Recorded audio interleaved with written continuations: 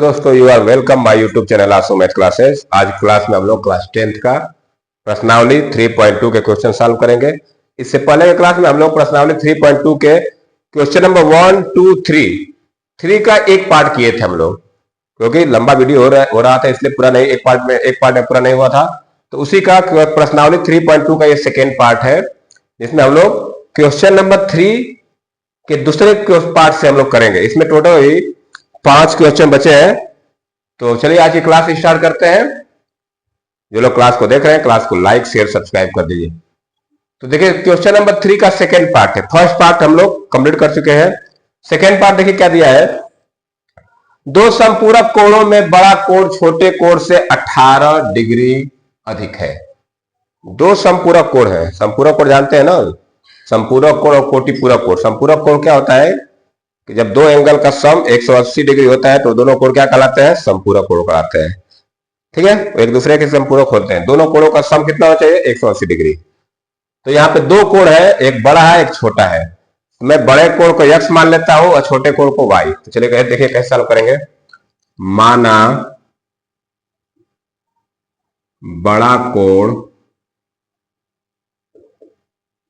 बराबर x degree है, degree हम लोग बाद में लिखेंगे जब आंसर आएगा तब।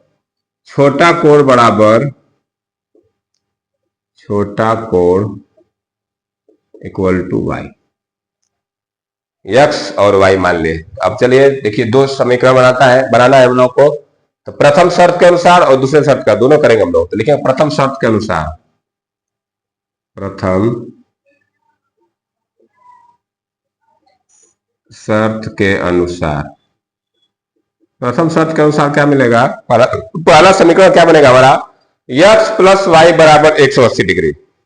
संपूरक कोण है तो दोनों कोण का सम कितना होगा? 180 डिग्री। तो पहला बनेगा हमारा x प्लस वाई बराबर 180 डिग्री। ठीक है, एक तो ये होगा, दो संपूरक कोण है तो दोनों का सम कितना होना चाहिए? 180 डिग्री। तो ये इसको मैं बोल लेता हूं समीकरण नंबर 1। ये हो गया समीकरण नंबर 1। एक समीकरण हमारा ऐसे बन गया कि दोनों का सम कितना कर दिया? 180 डिग्री। दूसरा समीकरण हम लोग यहां से बनाएंगे। तो लिखेंगे द्वितीय शर्त के अनुसार, द्वितीय शर्त के अनुसार। दूसरे शर्त के अनुसार में क्या मिलेगा? कह रहा है कि बड़ा कोण छोटे कोण से 18 डिग्री। याद है, मैं एक तरफ लिख रहा हूं बड़ा कोण, एक तरफ लिख रहा हूं छोटा कोण। कह रहा है बड़ा कोण छोटे कोण से 18 डिग्री अधिक है। मतलब छोटे में अगर 18 जोड़ दूं मैं, ये दोनों क्या हो जाएगा? बराबर हो जाएगा। अब y को मैं इधर लेके आता हूं तो ये बनेगा x माइनस वाई बराबर 18। ये हो गया समीकरण नंबर 2। तो दो समीकरण हम लोग बना लिए। समीकरण एक बना लिए क्या कि x प्लस वाई बराबर 180 और दूसरा बना x माइनस वाई बराबर 18। ये दो समीकरण बन गए। इनको हम लोग प्रतिस्थापन विधि से सॉल्व करेंगे, क्योंकि क्वेश्चन में कह रखा है कि इसको प्रतिस्थापन विधि से सॉल्व करना है। तो चलिए समीकरण 1 से, समीकरण 1 से क्या मिलेगा हमको? दिया है कि x प्लस वाई बराबर 180।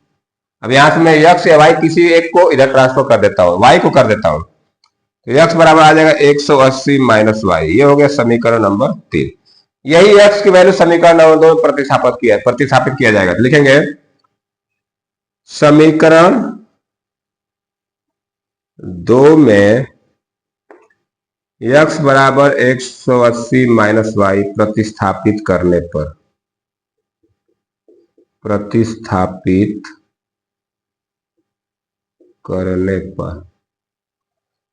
बराबर 180 माइनस वाई समीकरण 2 में प्रतिस्थापित करते हैं। यहाँ पे रखे, जहां जहां x वहां रख देंगे 180 माइनस वाई। तो इधर मैं कर देता हूं बाकी। ये बनेगा 180 माइनस वाई बराबर 18। इस तरह बन जाएगा। ये x दूसरा समीकरण क्या था? x माइनस वाई बराबर 18। तो x को रख दिया 180 माइनस वाई। तो क्या बनेगा? 180 माइनस वाई बराबर 18। 180 को भेजते हैं तो ये बनेगा माइनस 2y बराबर 18 माइनस 180। उधर जाके माइनस में हो जाएगा। तो सॉल्व करिए। माइनस 2y बराबर ये हो जाएगा आपका माइनस 168।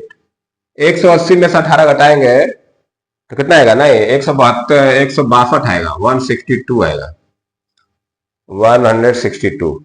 लेकिन दोनों का माइनस कर दीजिए, माइनस माइनस कर देगा। तो y बराबर आ गया 162/2, 2 से डिवाइड कर 2 8 16, 81 डिग्री। y क्या आ गया 81, 81। अब यही वैल्यू रख देंगे इक्वेशन नंबर 3 में। लिखेंगे समीकरण 3 में y बराबर 81 रखने पर y बराबर क्या करेंगे 81 रख देंगे। यहां पे रखेंगे तो बनेगा x इक्वल टू 180 माइनस 81। तो ये कितना जाएगा, 10 में 9 जाएगा, 1 जाएगा 9 और 17 में 7 जाएगा 9, 99 डिग्री। x मिल गया 99 डिग्री और y मिल गया 81 डिग्री। तो लिख देंगे अतः x बड़ा कोण है तो लिख देंगे अतः बड़ा कोण बराबर 99 डिग्री और छोटा कोण क्या हो जाएगा, छोटा कोण बराबर 81 डिग्री। इस तरह से हम लोग सेकेंड पार्ट को सॉल्व किए। आप लोग चाहे तो इसको लिख सकते हैं, वीडियो पोस्ट कर लीजिए, स्क्रीनशॉट ले लीजिए। इसके बाद चलते हैं हम लोग थर्ड पार्ट की तरफ। अब चलिए मैं इसको इरेज कर रहा हूं और थर्ड पार्ट वाला क्वेश्चन लिख रहा हूं, फिर इसको सॉल्व करते हैं। अब देखिए इसका थर्ड पार्ट है, एक क्रिकेट टीम के कोच ने 7 बल्ले तथा 6 गेंदें ₹3800 में खरीदी। एक क्रिकेट का कोच है, वो 7 बैट और 6 बॉल 3800 रुपये में खरीदी। बाद में उसने 3 बल्ले तथा 5 गेंदें ₹1750 में खरीदी। बाद में उसने 3 बल्ला और 5 गेंद और खरीदा। वो कितने में खरीदा, 1750 रुपये में। तो प्रत्येक बल्ले और प्रत्येक गेंद का मूल्य ज्ञात कीजिए। तो हम लोग क्या करेंगे, एक गेंद का और एक बैट का दाम मान लेंगे ना। चलिए माना एक बल्ले का दाम, एक बल्ले का मूल्य मान लेते हैं, मूल्य x रुपया मान लिए, और गेंद का मूल्य और एक गेंद का मूल्य और एक गेंद का मूल्य मान लिए y। एक बल्ले का मूल्य मान लिए y और एक गेंद का मान लिए x मान लिए, y मान लिए। ठीक है, चलिए प्रथम शर्त के अनुसार, अब पहले समीकरण बनाते हैं फिर उसको हल करेंगे। प्रथम शर्त के अनुसार, प्रथम शर्त के अनुसार, अब देखिए समीकरण कैसे बनेगा हमारा। वो है कि 7 बल्ले और 6 गेंद, एक बल्ले का दाम x है तो 7 बल्ले का 7x, एक गेंद का दाम y है तो 6 गेंद का 6y। तो इक्वेशन क्या बनेगा, 7x + 6y = 3800। ये हो गया समीकरण नंबर 1। इक्वेशन नंबर 1 बन गया हमारा। एक बैट का दाम x माने थे और एक गेंद का दाम y, तो 7 बैट का कितना हो जाएगा 7x, 6 बॉल का कितना हो जाएगा 6y। तो क्या बनेगा 7x + 6y = 3000। ये समीकरण नंबर 1। अब चलते हैं द्वितीय शर्त के अनुसार।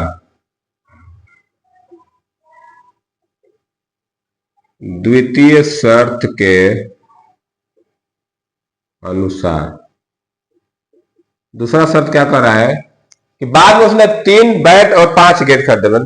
3 बैट मतलब 3x, इक्वेशन क्या बनेगा 3x + 5y = 1750।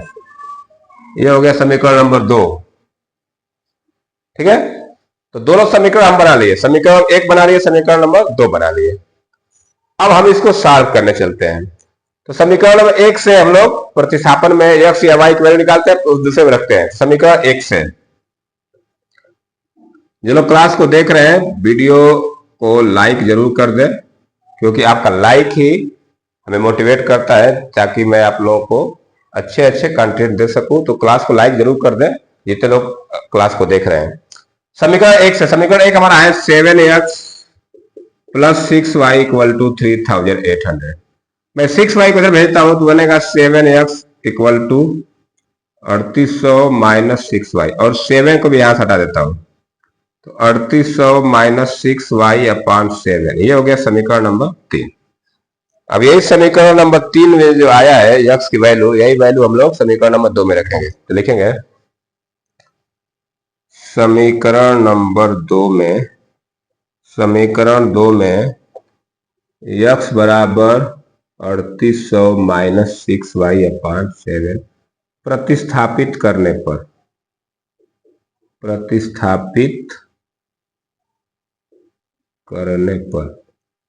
बाकी मैं इधर लगाता हूं। चलिए प्रतिस्थापित करेंगे तो यही x वैल्यू रख देंगे हम समीकरण नंबर 2 में। समीकरण नंबर 2 देखिए क्या हमारा 3x plus 5y equal to 175, ये समीकरण नंबर 2 है।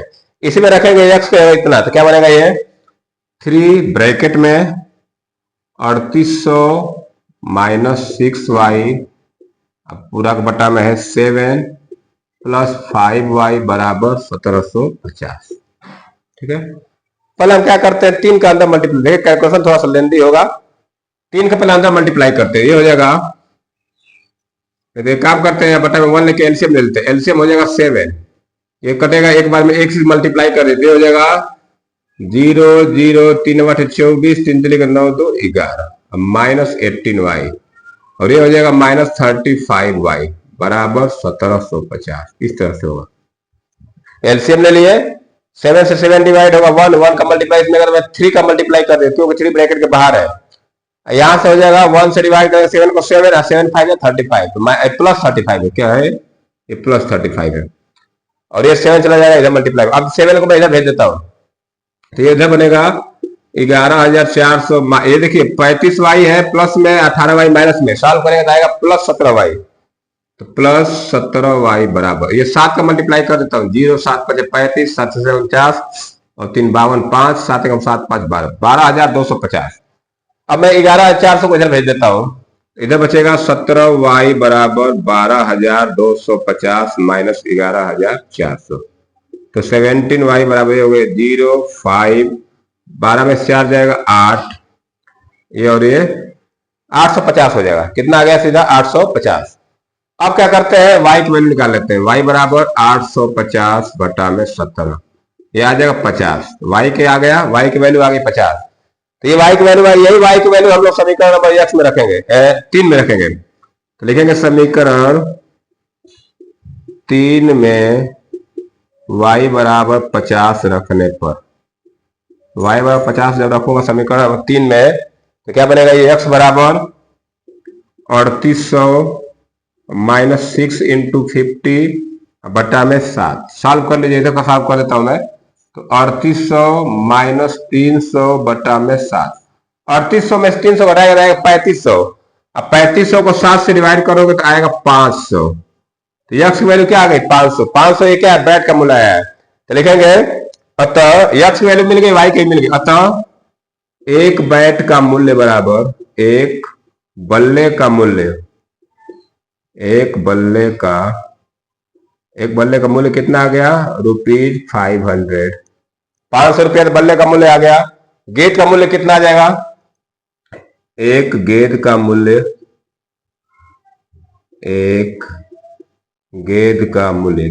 कितना आ जाएगा 50 रुपये। इस तरह से हम लोग एक बैट और एक गेंद का मूल्य निकाले। तो क्वेश्चन नंबर 3 का ये थर्ड पार्ट कंप्लीट हुआ। आप लोग चाहे तो इसको राइट डाउन कर सकते हैं, वीडियो पुश कर लीजिए। अब मैं चलता हूं नेक्स्ट क्वेश्चन की तरफ। क्वेश्चन नंबर 3 का 4th मैं इरेज करने जा रहा हूं, आप लोग इसको राइट डाउन करते चलिए। अब देखिए इसका 4th पार्ट है, एक नगर में टैक्सी के भाड़े में एक नियत भाड़े के अतिरिक्त चली गई दूरी पर भाड़ा सम्मिलित किया जाता है। 10 किलोमीटर दूरी के लिए भाड़ा ₹5 है, तरफ 15 किलोमीटर के लिए भाड़ा ₹155 है। नियत भाड़ा था, प्रति किलोमीटर भाड़ा क्या है। एक व्यक्ति को 25 किलोमीटर चलने पर यात्रा करने के लिए कितना भाड़ा देना होगा। क्वेश्चन को समझते हैं क्या कर रहा है। पहले कोई नगर है, शहर में, सिटी में, टैक्सी के भाड़े में नियत भाड़े के अतिरिक्त, कहने मतलब क्या है, उसका एक अगर टैक्सी करना है तो आपको एक भाड़ा फिक्स है, ये फिक्स भाड़ा है, फिर उसके बाद जितना आप किलोमीटर जाएंगे उसके हिसाब से पैसा बढ़ता जाएगा। तो यही कह रहा है कि अतिरिक्त चली गई दूरी भाड़ा सम्मिलित किया जाता है। 10 किलोमीटर दूरी के लिए भाड़ा ₹105 है। कहने मतलब क्या है कि अगर मान के चले हम कोई रिक्शा या ऑटो क्या बुक किए, टैक्सी बुक किए, तो जब चलेगा तो पहले बोल देंगे ₹20 फिक्स चार्ज है, उसके बाद हर 1 किलोमीटर पे 10-10 रुपए चार्ज बढ़ेगा, आपका 10-10 रुपए चार्ज लगेगा। ठीक है, तो इसमें नियत भाड़ा बोला है कि नियत भाड़ा है कि जब जिससे आप टैक्सी किराए पे लेंगे तो एक नियत भाड़ा हो जाएगा, और उसके बाद चली गई दूरी का भाड़ा सम्मिलित होगा उसमें। जितने किलोमीटर चलेंगे हर किलोमीटर का अलग भाड़ा बताएगा कि हर इस 1 किलोमीटर का 10 रुपया, हर जितना किलोमीटर जाना है तो 10-10 रुपया आपका बढ़ता चला जाएगा। एक फिक्स रहेगा, तो उसको बोलते हैं नियत भाड़ा। क्या बोलते हैं उसको? नियत भाड़ा। तो हम क्या देखिए, आप पूछा है नियत भाड़ा था प्रति किलोमीटर भाड़ा क्या हो, तो मैं दोनों को मान लूंगा। माना नियत भाड़ा इक्वल टू रुपीज एक्स, ये फिक्स फेयर है ना, ये भाड़ा फिक्स है। प्रति किलोमीटर भाड़ा इक्वल टू प्रति किलोमीटर भाड़ा, प्रति किलोमीटर को क्या मान लिया हमने? वाई रुपया मान लिया। एक्स रुपया तो फिक्स है कि एक्स में देना ही है। अब जैसे किलोमीटर जाएंगे आप, हर किलोमीटर का 10 मतलब फिक्स चार्ज लगेगा, तो मान के चलिए नियत को मान लीजिए एक्स, और जो 1 किलोमीटर का भाड़ा कितना? वाई है। 1 किलोमीटर का वाई माने 2 किलोमीटर कितना होगा? 2 y. 3 kilometre 3 y, 4 kilometre 4 y, इस तरह से बनेगा। तो चलिए अब इक्वेशन बनाते हैं प्रथम शर्त के अनुसार। प्रथम शर्त के अनुसार देखिए अब कैसे है, हम लोग समीकरण बनाएंगे। बोला है कि 10 किलोमीटर दूरी के लिए भाड़ा कितना बता रहा है? 105 रुपया। 10 किलोमीटर गया है, वो 10 किलोमीटर भाड़ा कैसे लगेगा? 100 रुपया तो फिक्स हो गया, तो 100 रुपया लगेगा प्लस 1 किलोमीटर का वाई, तो 10 किलोमीटर का 10 वाई। तो समीकरण क्या बन जाएगा? x plus 10y equal to 105। क्या बनेगा? x plus 10y equal to 105। ये हो गया इक्वेशन नंबर 1। यहां तो समझ में आ रहा है? ये तो फिक्स चार्ज हो गया, फिक्स भाड़ा हो गया। 10 किलोमीटर गया है तो 10 किलोमीटर का 10 वाई हो जाएगा ना, 1 किलोमीटर का वाई रुपया, 10 किलोमीटर 10 वाई। तो कैसे बनाएंगे? x plus 10y equal to 105। पहला इक्वेशन बन गया x plus 10y equal to 105। अब चलते हैं दूसरे के लिए, द्वितीय शर्त के अनुसार। द्वितीय शर्त के अनुसार, ठीक है। दूसरा शर्त क्या कर रहा है? 15 किलोमीटर के लिए 155 रुपया है। तो इसमें इक्वेशन क्या बनेगा? यक्स तो फिक्स हो गया, यक्स प्लस 1 किलोमीटर के लिए वाई, तो 15 किलोमीटर के 15 वाई, तो यक्स प्लस 15 वाई बराबर 155। ये हो गया समीकरण नंबर 2। तो ये हमारा दोनों समीकरण बन के आ गया। अब इन्हीं समीकरणों को हम लोग सॉल्व करेंगे प्रतिस्थापन विधि से।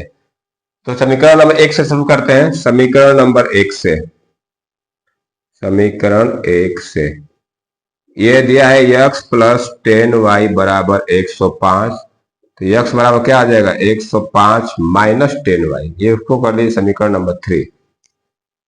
समीकरण नंबर 3 यही वैल्यू हम लोग रख देंगे समीकरण नंबर 2 में। तो लिखेंगे समीकरण 2 में x बराबर 105 माइनस 10y प्रतिस्थापित करने पर,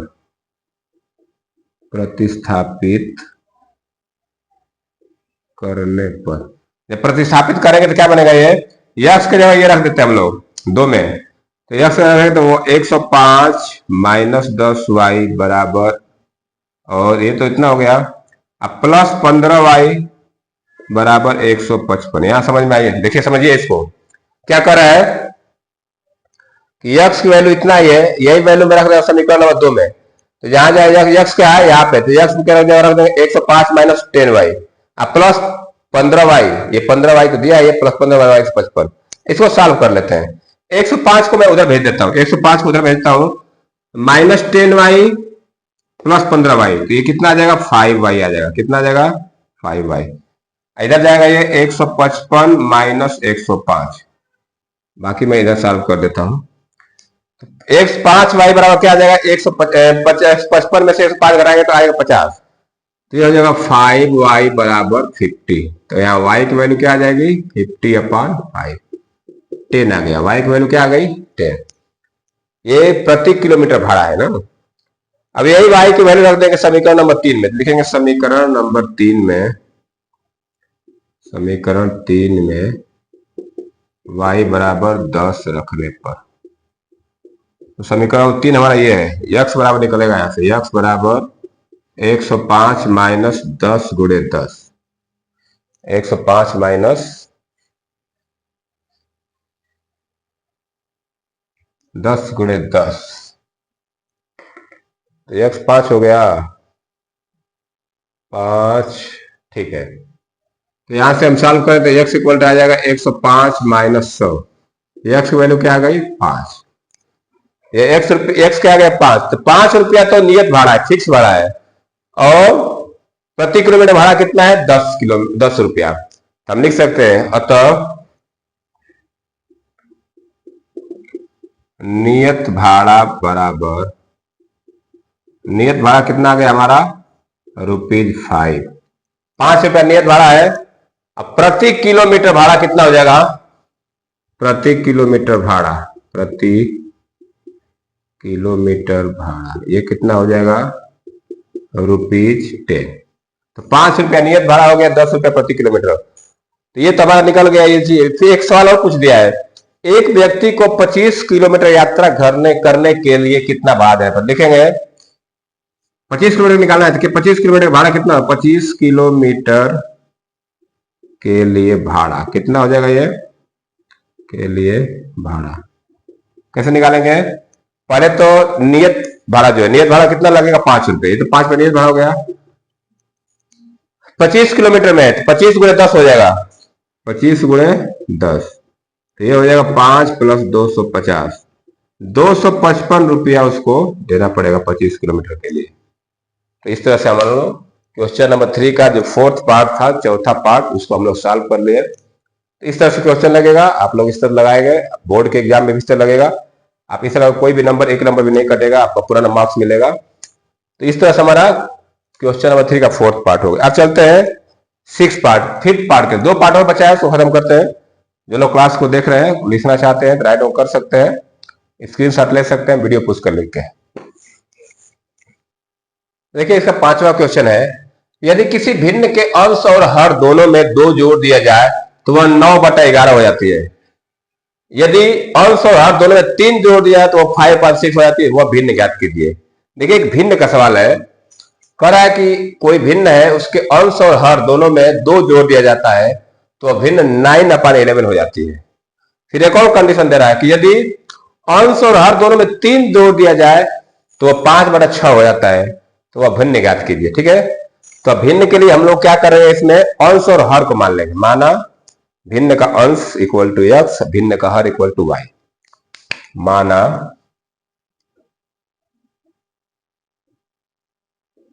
भिन्न का अंश इक्वल टू x और भिन्न का हर इक्वल टू y। अंश को x मान लिए और हर को y, भिन्न क्या बन जाएगा, अतः भिन्न बराबर x/y। भिन्न क्या बन गया, x/y। अब चलते हैं प्रथम शर्त के अनुसार, समीकरण बनाते हैं। प्रथम शर्त के अनुसार, प्रथम शर्त में क्या बोला है कि अंश और हर दोनों में 2 जोड़ दिया जाए। अंश हमारा क्या है x, तो x+2/y+2, तो क्या बन जाता है 9/11। अब इसको क्रॉस मल्टीप्लाई करके इक्वेशन बनाते हैं। पहले इसमें मल्टीप्लाई करेंगे, 11 का तो ये बनेगा 11x + 22 = 9y+18। 9y को इधर लाइए तो 11x - 9y = 18 - 22। 11x - 9y बराबर हो गया ये -4। ये हो गया इक्वेशन नंबर 1, समीकरण 1 बन गया हमारा। दूसरे शर्त में क्या बोला है कि दोनों में 3 जोड़ दिया जाए, तो अभी इस बार दोनों में 3 जोड़ेंगे। लिखेंगे द्वितीय शर्त के अनुसार, द्वितीय शर्त के अनुसार दूसरा शर्त में क्या करेंगे हम लोग कि x में भी 3 जोड़ेंगे और y में भी 3 जोड़ेंगे, तब ये फ्रैक्शन कितना हो जा रहा है 5/6। क्रॉस मल्टीप्लाई कर देते हैं तो 6x + 18 = 5y + 50। x को एक तरफ पड़े, y को एक तरफ पड़े, तो बनेगा 6x -5 इक्वल टू, ये देखिए 18 उधर जाएगा माइनस में बदल जाएगा -3। ये हो गया समीकरण नंबर 2। तो हमको समीकरण नंबर 1 और 2 दोनों मिल गया। समीकरण 1 मिला 11x minus 9y equal to -4, 6x minus 5y equal to -3, ये दो समीकरण मिल गए। अब क्या करेंगे हम लोग, समीकरण 1 को लेके x या y किसी की वैल्यू निकालते हैं। समीकरण 1 से, समीकरण 1 से, 1 से क्या मिलेगा, 11x इक्वल टू, ये हमारा दिया है 11x minus 9y equal to -4, ये दिया है हमारा। अब मैं 9y को उधर भेज रहा हूं तो क्या बनेगा, ये 11x equal to -4 plus 9y, और 11 को घटा देता हूं तो x इक्वल टू बन जाएगा -4 प्लस 9y अपन 11। इसको कर देता हूं इक्वेशन नंबर 3। ये क्या है, इक्वेशन नंबर 3। अब हम यही वैल्यू x की वैल्यू कहां रखेंगे, समीकरण नंबर 2 में लिखेंगे। समीकरण नंबर 2 में, समीकरण 2 में x बराबर -4 प्लस 9y बटा 11 प्रतिस्थापित करने पर, प्रतिस्थापित करने पर, चलिए प्रतिस्थापित करते हैं। क्या बनेगा, समीकरण 2 क्या है हमारा, 6x माइनस 5y बराबर -3। तो जहां जहां x वहां क्या रख देंगे हम लोग, -4 प्लस 9y अपन 11, तो बनेगा 6 ब्रैकेट में -4 प्लस 9y अपन 11 minus 5y equal to -3। LCM ले लेते हैं, ये 11 होगा, 6 का मल्टीप्लाई कर लो तो -24 प्लस 54y, और ये हो जाएगा -55y बराबर -3। देखिए इसको मैं इधर भेजता हूं, ये चला जाएगा यहाँ पे, तो ये -24, ये -y आ जाएगा, ये हो जाएगा -33, -24 उधर भेजे, -33 प्लस 24, -y बराबर क्या आ जाएगा, -11। तो y माइनस y कर दो तो y की वैल्यू क्या मिल गई, 11। हमको y की वैल्यू मिली है 11। अब यही वैल्यू क्या करेंगे हम लोग, इधर रख देता हूं मैं, एक और लाइन बनाता हूं, y का मान रख देंगे समीकरण नंबर 3 में। तो लिखेंगे समीकरण नंबर 3 में, समीकरण 3 में y बराबर 11 रखने पर, जब 11 रखेंगे तो क्या बन जाएगा, ये y बराबर 11, सही है। चलिए 11 रखते हैं, x बराबर बन जाएगा -4 प्लस 9 इंटू 11 अपान 11, -4 प्लस 99 अपान 11। कुछ गड़बड़ हो गया कहीं, इक्वेशन हमारा सही बना है, इक्वेशन तो हमारा सही बनना चाहिए। 11x minus 9y -4, 6x minus 5y, ठीक है। यहाँ पे 11x माइनस 9 तो -4 प्लस 9y -4 प्लस, ये वैल्यू जब रखा गया तो बना 6x माइनस 5y, ओहो दो पे रखा गया, ठीक है। तो 6x माइनस 5y, ये -5y है बटा में 11 है, 6x के रख दिए, -4 प्लस 9y, -24, इसका मल्टीप्लाई करें 54y -55y, 11 33 -33, और ये प्लस 11, तो ये 11 हो जाएगा। नहीं नहीं, यहाँ पे गड़बड़ हुआ है, यहाँ पे घटाना गड़बड़ हुआ है हम लोग का, ये आ जाएगा -9 आ जाएगा, क्या आ जाएगा 9। तो y की वैल्यू क्या आएगी 9, y की वैल्यू क्या मिल गई 9। अब ये y की वैल्यू 9 यहाँ रखेंगे हम लोग, क्या रखेंगे 9, ये हो जाएगा 81 अपान 11। अब इसको सॉल्व कर लीजिए, तो x इक्वल टू क्या आ जाएगा 77 अपान 11, तो ये कितना आ गया 7, x की वैल्यू आ गई 7, तो x की वैल्यू 7 आ गई, y की वैल्यू 9, हमारा फ्रैक्शन मिल जाएगा। लिखेंगे अतः भिन्न का अंश, भिन्न का अंश कितना आ गया 7, और भिन्न का हर कितना आ गया, भिन्न का हर आ गया आपका 9, तो भिन्न क्या बन जाएगा 7 अपान 9। अतः भिन्न बराबर 7/9। इस तरह से हमारा क्वेश्चन नंबर 3 का जो 5वां पार्ट है, 5th पार्ट, उसको हम सॉल्व कर लें। आप लोग इसको लिख लीजिए, राइट डाउन कर लीजिए। अब लास्ट क्वेश्चन बचा है इसका 6th पार्ट, उसको हम लोग सॉल्व करने जा रहे हैं। तो आज का लास्ट क्वेश्चन रहेगा आज का एक्सरसाइज का। तो चलिए अब मैं इसको इरेज कर रहा हूं और 6 पार्ट लिखने जा रहा हूं। देखिए क्वेश्चन नंबर 6 है इसमें का, क्वेश्चन नंबर 3 का 6 पार्ट। 5 वर्ष बाद जैकब की आयु उसके पुत्र की आयु से 3 गुनी हो जाएगी।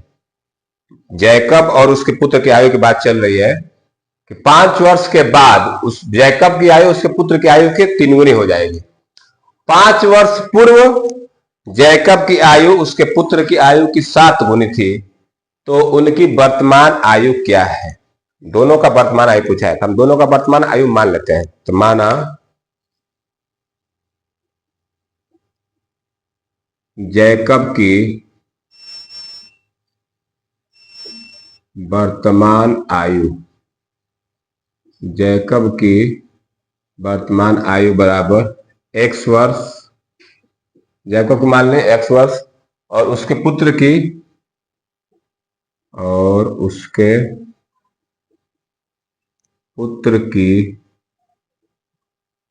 वर्तमान आयु, उसके पुत्र की वर्तमान आयु को मान लेंगे हम लोग y वर्ष, ठीक है ना। जैकब के एज को मान ली x वर्ष और उसके पुत्र की y एज। अब चलते हैं प्रथम शर्त के अनुसार। प्रथम शर्त के अनुसार एक है कि 5 वर्ष बाद जैकब की आयु उसके पुत्र की आयु की 3 गुनी हो जाएगी। तो पहले हम क्या करते हैं, दोनों का 5 वर्ष बाद का आयु निकालते हैं। चलिए ऐसे में देखिए, जैकब का अभी आयु है x साल, x ईयर, तो 5 साल बाद क्या हो जाएगा, x + 5 हो जाएगा, और उसके बेटे की क्या हो जाएगी, y + 5। तो कह रहा है कि 5 वर्ष बाद जैकब की आयु, ये जो जैकब की आयु है इसकी 3 गुनी हो जाएगी। तो दोनों को बराबर कैसे करेंगे, इसमें मैं 3 का मल्टीप्लाई कर दूंगा, इसमें क्या करूंगा, 3 का मल्टीप्लाई कर दूंगा। अब इसको सॉल्व कर लीजिए, ये बनेगा x + 5 = 3y + 50। y को इधर लाइए, x - 3y = 15 - 5, x - 3y बराबर क्या आ जाएगा, 10। ये हो गया समीकरण नंबर 1, इक्वेशन नंबर 1 मिल गया हमको। अब चलते हैं दूसरे शर्त के अनुसार, द्वितीय शर्त के अनुसार। द्वितीय शर्त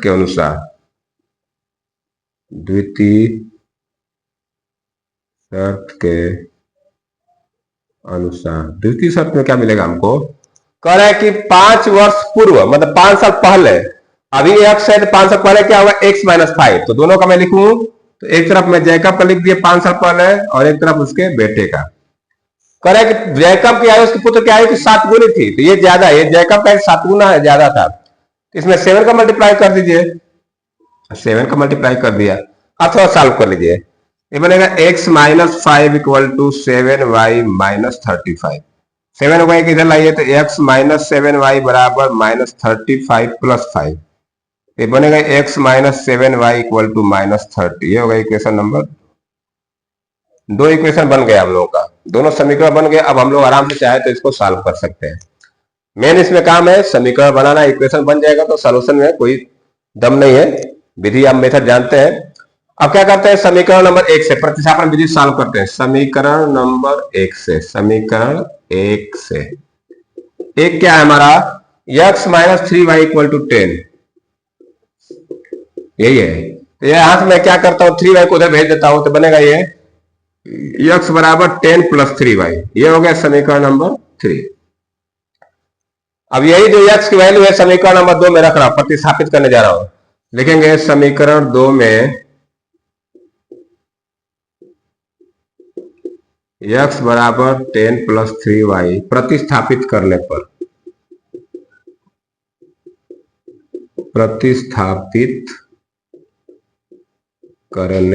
प्रतिस्थापित करेंगे।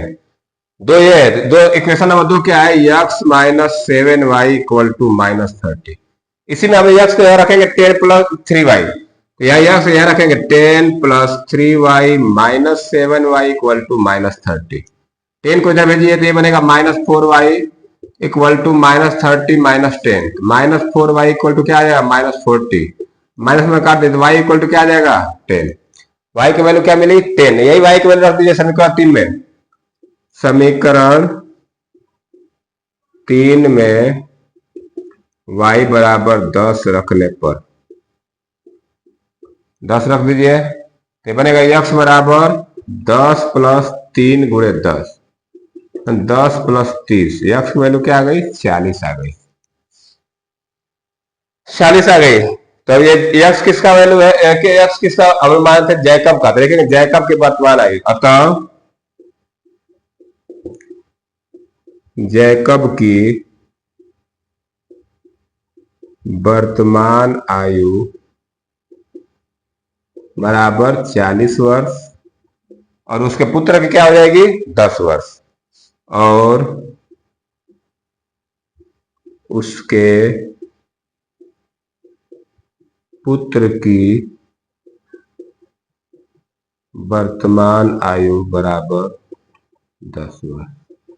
इस तरह से हम जैकब का और उसके पुत्र की दोनों की वर्तमान आयु निकाल लिए। तो ये हमारा रहा क्वेश्चन नंबर 3 का 6 पार्ट, लास्ट क्वेश्चन आज का।